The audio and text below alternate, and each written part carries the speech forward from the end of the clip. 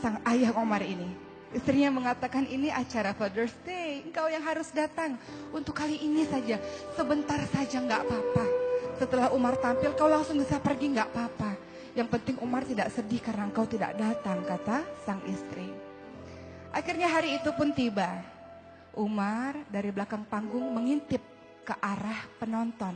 Adakah ayahnya duduk di antara barisan penonton? Dan ayah Umar pun datang walaupun terlambat dan memilih duduk di paling belakang dengan malas-malasan. Seluruh ayah-ayah yang lain berlomba-lomba untuk bisa duduk di barisan depan untuk melihat tampilan anak-anak mereka. Tapi tidak dengan ayah Umar, karena baginya kalau duduk di depan nanti susah untuk pulang. Lebih baik aku duduk di belakang saja sambil bersandar dan sambil melipatkan kedua tangannya. Maka tampillah anak pertama. Anak pertama sangat hebat karena memiliki suara yang sangat bagus. Dan semua orang berdecak kagum ketika anak tersebut menampilkan nyanyian dengan bahasa Inggris yang sangat fasih. Seluruh orang di gedung tersebut bertepuk tangan karena kehebatan suara dari anak itu. Anak kedua menampilkan tarian balet yang sangat indah. Meliuk-liuk badannya membuat semua orang juga berdecak kagum dengan bakat yang ditampilkan oleh anak yang kedua. Anak yang ketiga tampil dengan alat musik gitarnya. Anak yang keempat tampil dengan memainkan drumnya. Anak yang kelima tampil dengan memainkan pianonya. Dan semua bakat-bakat ditunjukkan. Dan ayah Umar kembali melihat jam tangannya. Kapan Umar ini tampil?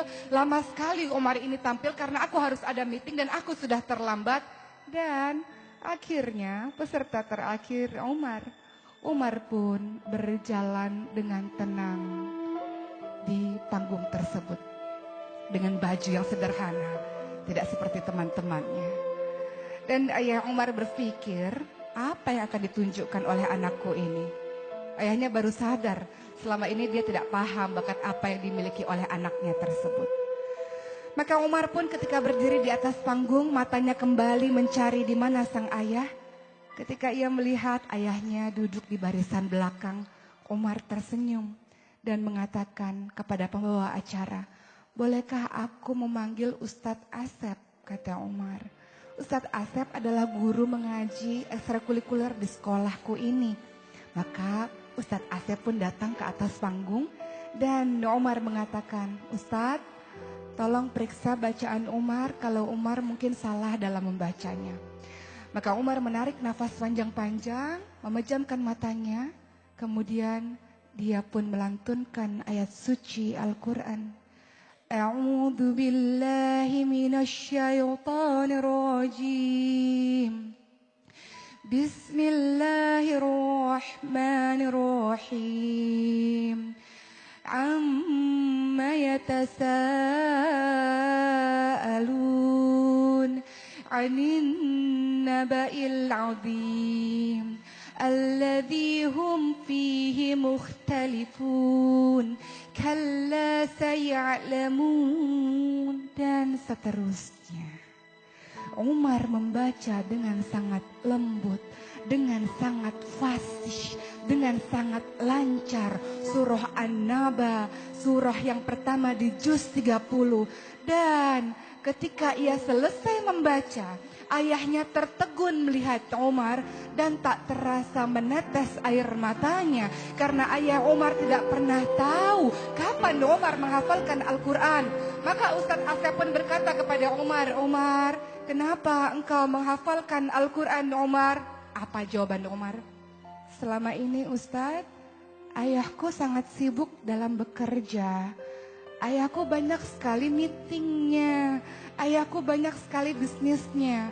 Dan ayahku melakukan itu semuanya untuk memberikan nafkah kepadaku dan kepada ibuku. Bekerja untuk kebahagiaan aku, untuk pendidikan aku, wahai Ustadz. Maka aku ingin membalas kebaikan dari ayah. Tapi aku gak punya apa-apa. Aku gak punya uang. Aku gak punya yang lain-lain. Aku cuma punya hafalan Al-Quran ini Ustadz. Karena aku tahu janji Allah. Barang siapa yang menghafalkan Al-Quran, Ustaz, maka Allah akan memberikan jubah kemuliaan bagi kedua orang tuanya, Ustaz. Maka Umar ingin memberikan jubah kemuliaan kepada ayah Umar di surga Allah, Ustaz. Kata Umar, dan Umar pun meneteskan air matanya. Apa yang terjadi dengan ayah Umar? Di belakang barisan kemudian dia berteriak, Allahu Akbar, Allahu Akbar. Maka ayah Umar pun berlari dan memeluk Umar. Dia mengatakan, maafkan ayah anakku. Maafkan ayah anakku. Selama ini ayah berpikir untuk masa depanmu 20 tahun, 30 tahun lagi yang akan datang. Ayah berpikir kau harus mendapatkan pendidikan yang terbaik. Kau harus fasih dalam bahasa Inggris. Kau harus hebat dalam urusan dunia. Tapi ayah tidak pernah mengajarkanmu Al-Quran, anakku. Ayah tidak pernah mengajarkan kamu agama, anakku. Ayah berpikir masa depanmu di dunia. Tapi ayah tidak berpikir masa depanmu di akhirat, anakku. Tapi kau yang berpikir tentang akhiratku, wahai anakku, maka terima kasih anakku, kata sang ayah ini yang tak bisa membendung lagi air matanya. Dan seluruh penonton yang ada di barisan bergemuruh, mereka mengucapkan takbir, Allahu Akbar, Allahu Akbar, Allahu Akbar.